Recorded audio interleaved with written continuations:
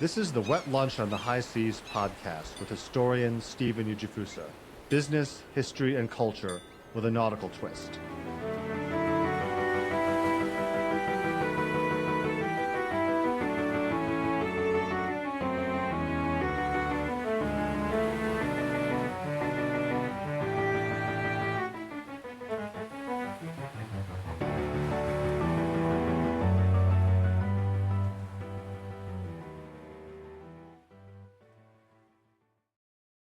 Hello, this is historian Stephen Ujifusa. Welcome to Wet Lunch on the High Seas. Today I have some big news. I am excited to announce that my fourth book will be published by Grove Atlantic, and the subject is The Age of Traction. And here is the release from publishers Marketplace. The Age of Traction by Stephen Ujifusa, author of The Last Ships from Hamburg. Stephen Ujifusa's The Age of Traction, The Rise and Fall of the Electric Streetcar, a Gilded Age story of the forgotten era between the horse-powered and the car-powered city that shows how a radical new transportation technology indelibly transformed American life, made enormous fortunes, and seeded the dream of the suburbs. To Bridget Flannery McCoy at Grove Atlantic by Becky Swearin at Avitas Creative Management. I'm extremely grateful for Bridget for taking on this project and for my agent Becky for representing me. And this is a story I've wanted to write about for a long time. Always loved ships in the sea, but I've also been fascinated by how American cities work.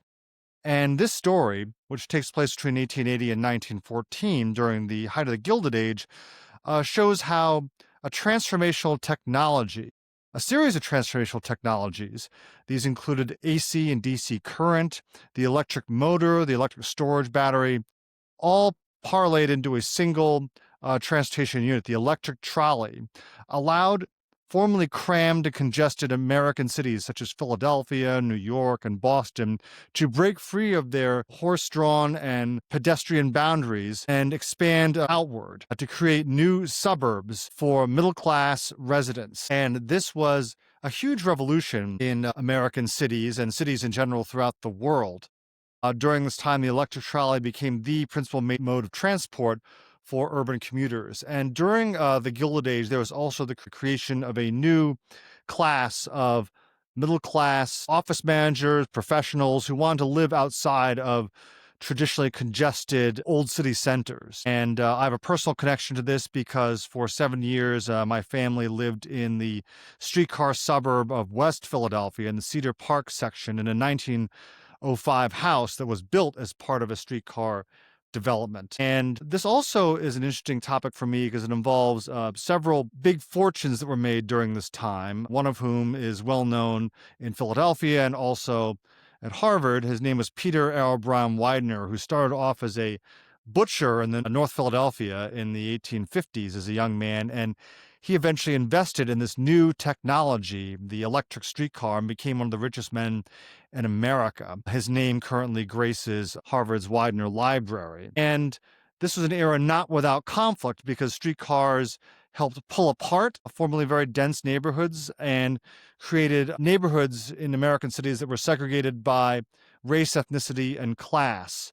So this was a relatively new thing. If you looked at Philadelphia from the time of its founding in the 1680s to around 1850, the city was pretty much crammed along the Delaware waterfront, which was the source of the city's economic life. And this led to very congested conditions, rich, poor, and everyone in between living pretty much on top of each other to be within walking distance of the waterfront.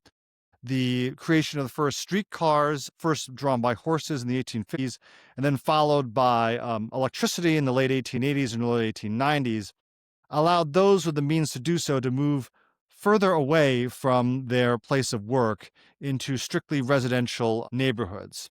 And this was the creation of the suburban dream that now dominates so much of American life.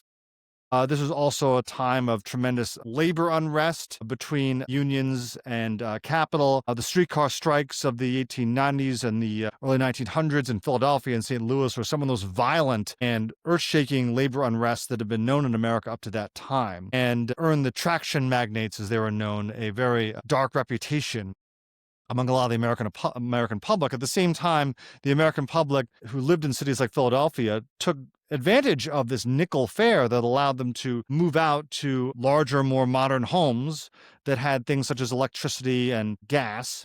So there was a mixed relationship between capital labor and the middle class, something sounds very familiar to today's economic world. And right now in the current environment, housing and affordability in the big American cities is a hot topic politically. And also in terms of popular culture, the trolley still lives on, even though that most of America's trolley lines have been ripped up. They were ripped up during the 1950s and replaced by buses.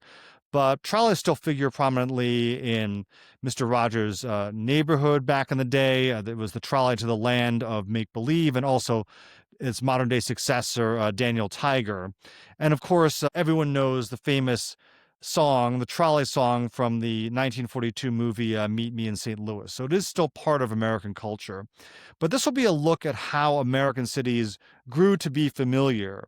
It was during the Gilded Age that cities began to look as we know them today. And this is an extremely exciting opportunity for me to be writing about cities and transportation and technology. And I look forward to digging into the research and all the papers that are available.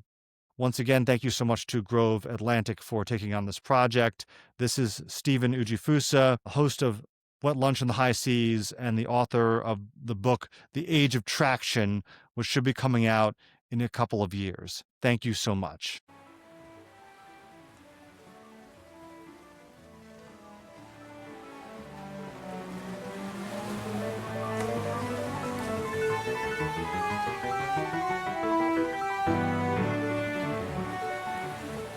This is the Wet Lunch on the High Seas podcast with historian Stephen Ujifusa. Thank you for listening.